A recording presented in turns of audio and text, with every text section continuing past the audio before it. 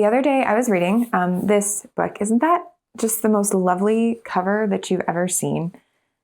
It's just wonderful. It's called Several Short Sentences About Writing by Verlyn Klinkenborg. And I came across this phrase that just struck me. It's called the anxiety of sequence. And here's how he describes it. To get to where you're going, you have to begin in just the right place and take the proper path, which depends on knowing where you plan to conclude. This is like not knowing where to begin a journey until you decide where you want it to end. Begin in the wrong place, make the wrong turn, and there's no getting where you want to go. Like, obviously, with this book, he is talking about writing. He's talking about writing there. At the same time, it's about so much more. I mean, think about it. When we are little, grown-ups ask us like the same question every time they see us, especially if they don't know us well. And it's, do you have a boyfriend? No, I'm kidding. I'm kidding. It's, what do you want to be when you grow up? But also kind of not kidding. Why do people ask little kids about their relationship status? Anyway, I digress. People always want to know what you want to be when you grow up. And then when you get a little older, it's like, what are you going to major in college? But like, I have never had a really good answer to any of those questions. I certainly haven't ever really had a solid answer to what I want to be when I grow up.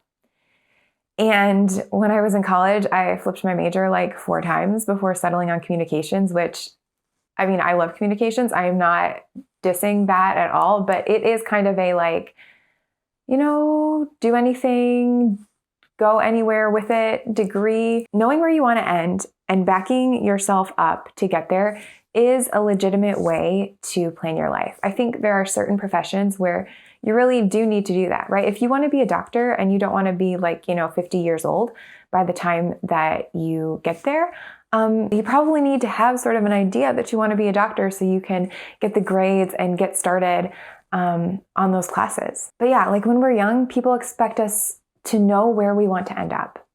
They expect us to be already like working on that plan, getting the grades, taking the classes, thinking about choosing colleges so that we can get to that end goal that's 10 years out, 15 years out, 20 years out. And then once we're adults, there's so much content out in the world on the internet about like putting together a 5-year plan, a 10-year plan, a 20-year plan. And having that 5-year plan, that 20-year plan, that 50-year plan, those are great for some people.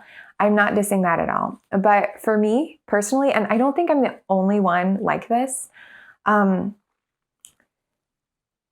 don't know what Julianne in a month is going to want to be eating for dinner. So why in the world would I think that I know what Julianne in 5 years is going to want out of life? I mean, sure, there are some big, broad strokes things. I know I'm still going to want to be married to Andrew. Like, I wouldn't have married him in the first place if I didn't know that. But in terms of like what I want to be doing with my life, how I want to be making money, like I have never been able to answer that question. Not since I was like really little and, cat was not off the table of options.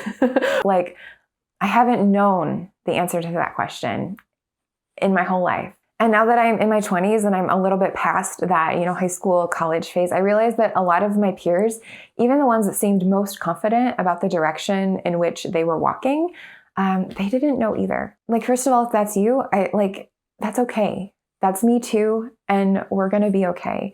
But there's so much pressure in our culture to begin with the end in mind, to think about where we want to go and just work really, really hard toward those goals, specifically when it comes to career advancement. And so I think that we would be really well served to take a step back and realize that you don't have to know where you're going to start. For most things in life, assuming you don't want to be like a very specialized surgeon, there are multiple ways to get there. We live in a world with more choices than ever about what we can do with our time, about the types of people we can be, the things that we can learn and lean into.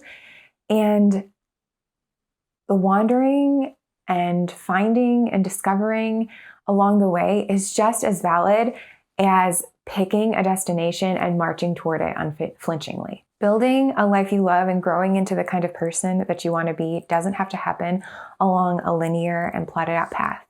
It can happen one step at a time as you figure out what you want to do next. And for me, this is really hard. I like to know where I'm going. I want to have all the answers. And I'm pretty sure that probably you do too, right? Like none of us really like that in-between phase, but I'm here to tell you that if you're feeling a little bit lost or behind today, it's okay. You're not. It's okay to take things at your own pace. It's okay to figure things out along the way. There's more than one way to get to where you're going. The anxiety of sequence is a lie. You do not have to have some sort of lofty goal in order to make a difference with your life. Small dreams are just as beautiful as big dreams. And if you treat your path, whatever it looks like it's valid, I'm pretty sure that you're going to end up in a place that you like being. Maybe not today, maybe not tomorrow, but someday, as you keep learning and you keep growing and you keep discovering. That's it. That's the video. Now go out there and live your one wild and precious life.